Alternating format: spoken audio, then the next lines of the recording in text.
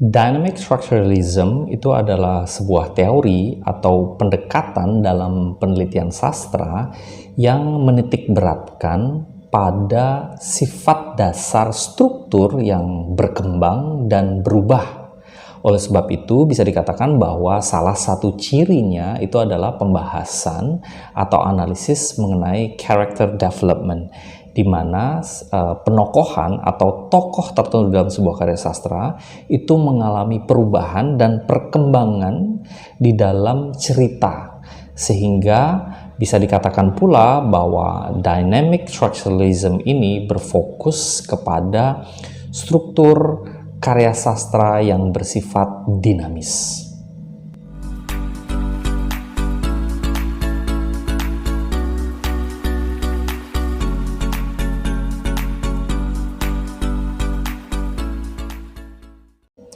Oke, hey everybody, welcome back to my channel.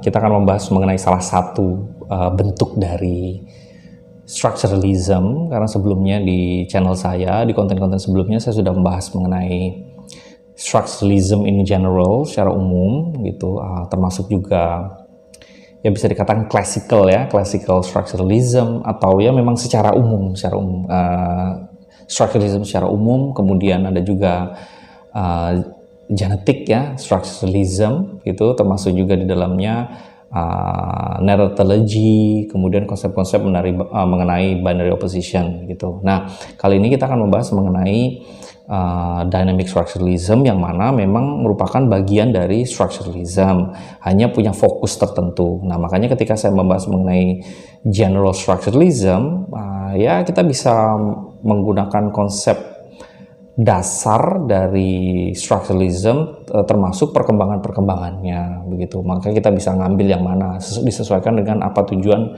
penelitian kita. Misalnya kalau kita mau menggunakan, kita hanya membahas intrinsic elementsnya saja, membahas penokohan atau plot atau setting, maka kita anggap saja kita menggunakan classical structuralism, di mana fokusnya bahwa struktur dari karya sastra itu bersifat statis, stable gitu. Jadi sudah jelas strukturnya, bahwa karakter itu seperti ini, ada protagonis, ada antagonis, kemudian ada plotnya, ada maju mundur dan sebagainya gitu. Kemudian pemaknaannya juga, ketika kita ingin membahas mengenai ingin mencari makna mengenai tema tertentu dalam sebuah karya sastra, maka kita menggunakan binary opposition, dan itu sudah jelas mana yang baik, mana yang buruk gitu ya, mana yang hitam, mana yang putih gitu. Maka menggunakan binary opposition dengan bantuan semiotik, kita akan bisa memaknai struktur dan memaknai karya sastra ya beserta strukturnya. Tetapi kalau kita ingin membahas karya sastra dengan hubungannya dengan sosial, ya maka ya kita memasukkan genetic structuralism. Nah, dynamic structuralism ini kan sebenarnya structuralism yang memang fokusnya itu pada struktur sama, tetapi berbeda dengan classical gitu ya. Classical itu menurut dynamic structuralism, struktur itu bersifat fluid ya, evolving, jadi berkembang gitu ya. Di sini dijelaskan bahwa dynamic structuralism is a theoretical approach that emphasizes the fluid, evolving nature of structures within language, culture, and society. Jadi di sini menawarkan cara untuk memahami teks sebagai entitas yang dinamis ya, di mana struktur itu dibentuk ya dan membentuk konteks budaya maupun sejarah di mana karya sastra itu ada. Jadi kalau kita melihat misalnya narratology gitu, kita melihat bahwa struktur dari sebuah cerita itu mempunyai ciri ya yang fix. Misalnya karakter-karakter tertentu di dalam sebuah karya sastra itu udah jelas. Ada yang berperan sebagai hero, anti-hero, kemudian berperan sebagai magician, berperan sebagai villainnya, monster dan sebagainya, tergantung tipe-tipe dari narasinya gitu. Nah, meskipun nanti di masa depan kemudian yang disebut dengan hero ini adalah mungkin digambarkan sebagai tokoh lain gitu ya, sebagai tokoh modern atau monsternya itu ternyata orang biasa, tokoh biasa yang mempunyai karakter dan sifat seperti monster, seperti naga gitu dan sebagainya gitu.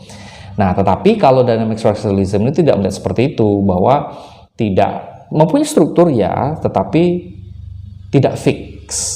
Jadi dynamic structuralism itu ada dua hal yang bisa dua cara untuk mengaplikasikannya. Pertama adalah melihat karya sastra, ya, melihat karya sastra dan perkembangannya di kehidupan nyata, di kehidupan kita. Contoh begini. Misalnya kita melihat bahwa ada Romeo and Juliet karya Shakespeare. Itu kan sudah melalui berbagai zaman. Itu mempunyai struktur sosial di dalam karya sastra itu, di dalam drama itu ada struktur sosial yang dibentuk, yang ada di situ ya, ada strukturnya, ada struktur sosial, ada kemudian karakterisasi, kemudian ada juga setting dan sebagainya. Yang seharusnya itu sudah fix bagi classic structuralism. Tetapi kalau kita melihat misalnya contoh yang paling mutakhir ya, yang paling modern itu adalah Romeo Juliet-nya versi Tom Holland. Nah, itu kan yang mendapatkan banyak kritik ya. Banyak kritik karena menggunakan pemeran Juliet yang berkulit hitam gitu, yang mana di dalam struktur aslinya bahkan dengan gamblang dijelaskan bahwa Juliet itu ya berkulit putih dan penggambaran fisik lainnya ya udah jelas di situ. Tetapi ternyata mungkin dengan menggunakan dynamic structuralism kita bisa melihat bahwa struktur itu ada, tetapi struktur itu berkembang. Maka interpretasi terhadap sebuah karya sastra itu juga berkembang dan berubah. Ya. Di masa lalu mungkin Romeo and Juliet ini memang dibentuk, diciptakan untuk kelompok masyarakat tertentu. Dalam hal ini adalah Inggris, kemudian dan orang-orang tertentu, misalnya noble blood gitu ya, atau orang-orang dari kalangan atas gitu. Tetapi ketika waktu sudah berjalan, ternyata di masa modern seperti sekarang kita tahu bahwa sudah banyak perubahan yang terjadi. Memang ada strukturnya. Struktur yang sekarang kita ketahui di masyarakat itu adalah struktur di mana sudah ada yang namanya zaman keterbukaan, diversity, kemudian informasi yang cepat gitu ya, dan memang gampang untuk didapatkan. Jadi interaksi antar bangsa itu menjadi lebih sering, ya kan? Maka bisa saja interpretasi struktur yang baru itu memang melibatkan beragam ras, kemudian juga beragam pengetahuan dan sebagainya. Maka disinilah letak dynamic structuralism itu melihat struktur sebuah karya sastra. Jadi kalau kita melihat dari perspektif ini, kita melihat dari lensa ini, jadi ya masuk akal saja sih sebenarnya, boleh-boleh saja ketika Romeo dan Juliet diinterpretasikan semacam itu. Ya meskipun mungkin melalui lensa yang lain maka akan ada perbedaan. Nah itu yang pertama, jadi melihat bagaimana karya sastra itu berkembang, struktur dari karya sastra itu berkembang, dan bagaimana orang itu menginterpretasikan karya sastra tersebut yang melihat dari perkembangan zaman dan perubahan yang terjadi di struktur, terutama struktur masyarakat ya. Nah, yang kedua adalah kita melihat sendiri perubahan struktur itu memang ada di dalam karya sastra itu sendiri ya. Jadi karena memang ada beberapa kunci dari dynamic structuralism. Pertama disebut dengan fluidity and change. Kemudian ada functional dynamic, kemudian ada process oriented analysis, dan yang terakhir adalah structural adaptation. Nah, di sini saya akan coba jelaskan sedikit sebelum kita masuk ke dalam spesifik masuk ke dalam misalnya analisis tentang perkembangan karakter ya, character development gitu ya. Yang disebut dengan fluidity and change itu adalah menurut dari strukturalisme dinamis itu bahwa struktur itu tidak statis tetapi evolving ya, continuously evolving, terus berkembang, terus berubah. This perspektif ini berlawanan dengan classical structuralism yang melihat bahwa struktur itu fix dan stable, gitu ya, stabil dan fix. Jadi penekanan pada fluidity dan change ini adalah memahami bagaimana struktur itu bertransformasi dari waktu ke waktu dan beradaptasi dengan konteks yang berubah. Maka konteks itu sangat penting. Kemudian functional dynamics. Ini pendekatan ini meneliti atau menganalisis bagaimana unsur-unsur berbeda dalam sebuah struktur itu berfungsi secara bersama, berhubungan begitu ya, dan bagaimana interaksi tersebut, interaksi antar misalnya setting, plot, karakter itu kan, itu interaksi tersebut itu berkontribusi pada evolution sistem secara umum ya. Jadi sistem atau struktur dalam karya sastra itu. Kemudian proses oriented analysis. Di sini kita melihat bahwa dynamic structuralism itu tertarik pada proses yang mendorong perubahan struktural seperti dalam sosial, budaya, atau dinamika bahasa. Kita ketahui bahwa bahasa kan berubah kan. Bahasa berubah. Ada perubahan-perubahan tentu kalau di dalam masyarakat. Nah, di dalam karya sastra kita bisa melihat kenapa ada perubahan bahasa, kenapa ada perubahan budaya, kenapa ada perubahan sosial. Kita bisa melihat misalnya karya-karya sastra yang berhubungan dengan misalnya imigran, kaum imigran, misalnya imigran Asia yang ada di Amerika, perubahan struktur apa saja yang dari kehidupannya sebelumnya yang ada di negaranya sendiri kemudian berubah di sana. Maka di situ akan ada juga perubahan struktur kan, kebiasaan, kemudian sosial, kemudian budaya, bahasa, dan termasuk perubahan karakter ya. Kemudian juga mempertimbangkan analisis sinkronik dan diakronik ya kan. Sinkronik itu keadaan yang sekarang statis, diakronik itu adalah perkembangan sejarah. Analisis ini harus dilihat dua-duanya ya, apa yang terjadi saat itu dan apa yang berubah gitu, atau apa yang sudah berubah. Ini untuk menyediakan a comprehensive view of how structures develop and change over time. Dan yang terakhir adalah structural adaptation. Teori ini itu melihat bahwa struktur itu adaptif, ya, beradaptasi, mampu beradaptasi. Artinya bahwa perubahan itu adalah respon pengaruh internal dan eksternal. Jadi strukturnya tetap ada, tetapi berubah. Gitu. This adaptability allows for a more nuanced understanding of cultural and literary phenomena as products of both historical processes and current circumstances. Nah, di sini kita melihat bahwa kalau dalam dynamic structuralism itu malah memperkuat apa yang disebut dengan struktur. Karena struktur itu pasti dipengaruhi, dibentuk oleh sesuatu kan. Sifat dari kumpulan orang, bagaimana cara mereka merespon atau beradaptasi atau menghadapi masalah-masalah tertentu.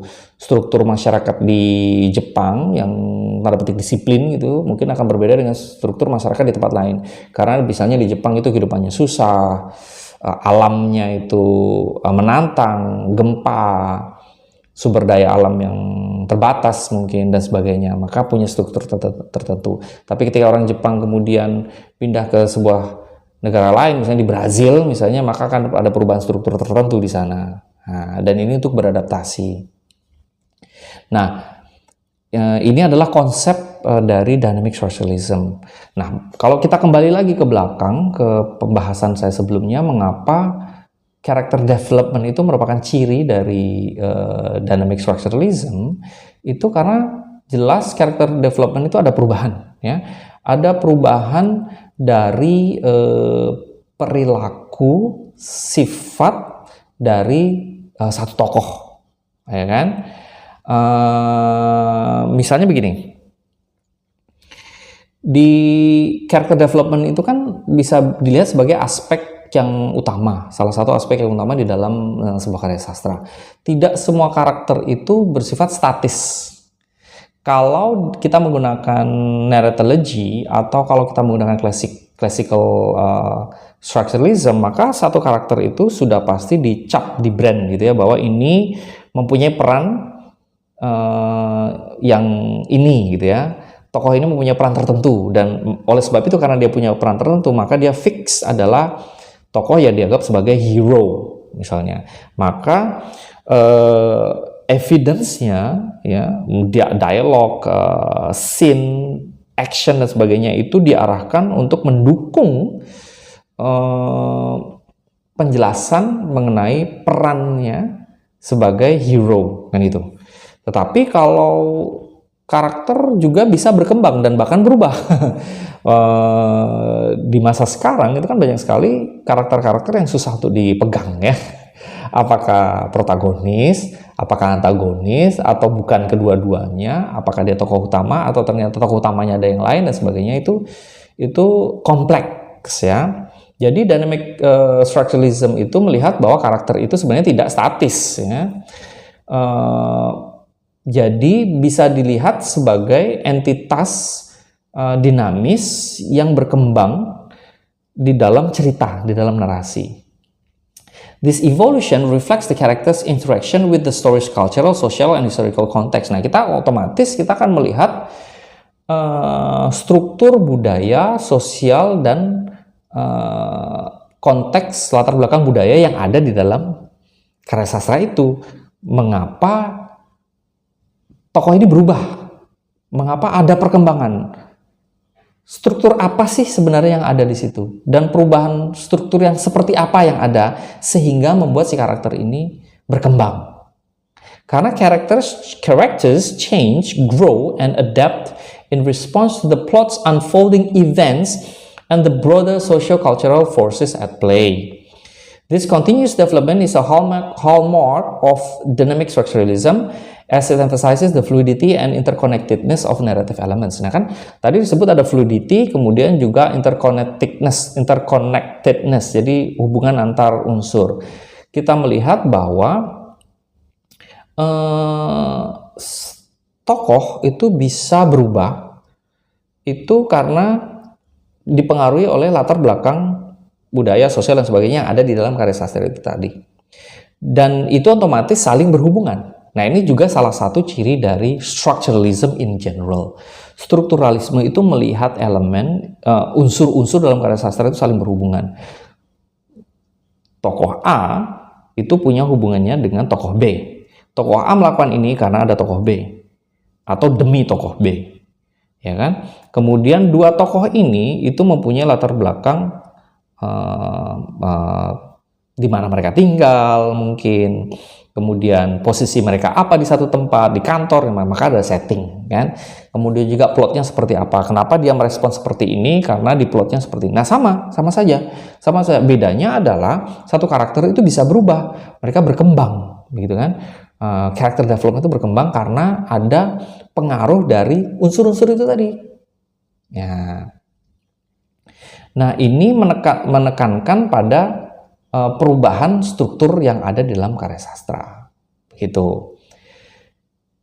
Character development is seen as part of a larger system of interconnected elements within the narrative. Seperti yang saya sebutkan, bahwa karakter itu mempengaruhi dan dipengaruhi oleh karakter lain, tokoh-tokoh lain, event-event tertentu, setting, gitu kan, dan lain sebagainya. Jadi karakter itu tidak terisolasi, tetapi menyatu ya, dibentuk oleh struktur dan konteks dari narasi, dari cerita. Nah, maka ada juga transformasi, ada konsep transformasi, adaptasi, ya kan, sehingga satu tokoh itu bisa berkembang dan berubah. Jadi gampangnya kalau kita ingin menganalisis, karena ada beberapa yang bertanya mengenai sebenarnya strukturalisme semacam apa yang saya bisa gunakan untuk menganalisis menganalisis itu, bagaimana cara menggunakannya sebagainya. Nah, intinya strukturalisme itu ya seperti itu ya, berhubungan bahwa percaya bahwa ada struktur di dalam sebuah karya sastra. Tetapi struktur itu macam-macam. Kalau kita fokus kepada narasinya saja, berfokus kepada ceritanya saja, ya gunakan saja narratology. Atau kalau kita ingin mencari makna, gitu ya, makna dari sebuah karya sastra, dari tema tertentu, maka gunakan saja binary opposition, sehingga kita bisa menganalisis simbol-simbol, pemaknaan tertentu, tanda-tanda tertentu, itu dengan bantuan juga semiotik, gitu ya. Untuk melihat struktur pemaknaan yang ada dalam sebuah karya sastra. Tapi kalau mau fokus ke character development, kita bisa menggunakan dynamic structuralism atau sebut saja structuralism titik. Jadi kita bisa menggunakan the analysis of character development in the novel bla bla bla atau in the movie bla bla bla. Di dalam teorinya kita jelaskan saja mengenai structuralism dan character development dengan mengambil beberapa unsur utama di dynamic structuralism, begitu. Nah, contoh-contoh untuk perkembangan karakter, jadi analisis tokoh di dalam ketika menggunakan dynamic structuralism. Misalnya Paul Atreides in Dune, gitu kan? Itu kan kita bisa melihat bahwa Paul ini kan di dalam film atau novelnya ya. Bagi teman-teman yang sudah nonton atau sudah membaca, itu kan melihat bahwa Paul ini tokoh yang sangat dinamis. Kalau yang nonton film, dari yang film pertama dan film kedua itu kan terjadi perubahan yang signifikan kan. Kita bertanya-tanya sebenarnya Paul ini tokoh yang seperti apa. Yang sudah membaca novelnya pasti lebih tahu ya, bahwa Paul ini berkembang dari a young noble with potential into a complex figure embodying themes of prophecy, leadership, and moral ambiguity. Jadi dia ambigu gitu ya. Dia tuh yang disebut benar, salah, perjuangan, loyalitas seperti apa gitu. His character development is dynamic, reflecting his interactions with the socio-political and ecological context of the story. This transformation highlights the dynamic interplay between personal growth and external forces, illustrating how dynamic structuralism views characters as evolving entities. Kita lihat pengaruh apa yang terjadi di dalam kehidupannya, di dalam novel itu atau di dalam film itu, untuk melihat perkembangan seperti apa yang terjadi dan mengapa. Kemudian misalnya contoh lagi adalah Elizabeth Bennet di Pride and Prejudice, ya kan? Itu Elizabeth Bennet's character development reflects her evolving understanding of herself and her social environment. Bagaimana dia memahami dirinya sendiri dan bagaimana lingkungan sosialnya. Dia dari yang sebelumnya malu, tidak percaya diri, itu menjadi tokoh yang independen, gitu kan? Dan lebih memahami siapa dirinya sendiri. Nah, itu adalah ciri dari dynamic evolution atau character development dari satu tokoh, dan itu kita bisa menggunakan teori ini. Nah, jadi saya rangkum lagi ya. Jadi sebenarnya dynamic structuralism ini tetap sama, fokusnya adalah struktur. Tetapi ada dua hal yang bisa kita bahas. Pertama, kita bahas novelnya itu sendiri dan bagaimana karya sastra itu sendiri dan bagaimana karya sastra itu diinterpretasikan. Misalnya Dune di dalam novel, kemudian ketika difilmkan maka ada interpretasi berbeda. Ada tema-tema yang berbeda di situ. Tema-tema soal lingkungan, tentang teknologi, tentang moral, gender mungkin ya, yang mana menjadi bagian dari struktur manusia, struktur masyarakat di era modern ini, ya kan? Maka struktur itu tetap ada struktur. Manusia harus punya struktur, karya sastra harus punya struktur. Hanya menurut dynamic structuralism, struktur itu berubah, ya, beradaptasi. Nah, salah satu cirinya lagi yang bisa yang paling paling kuat, paling tepat dan atau paling nyaman ya dibahas itu adalah character development menggunakan dynamic structuralism. Kita lihat saja unsur-unsur yang ada dalam karya sastra itu apa saja, settingnya, plotnya, tema dan sebagainya ya.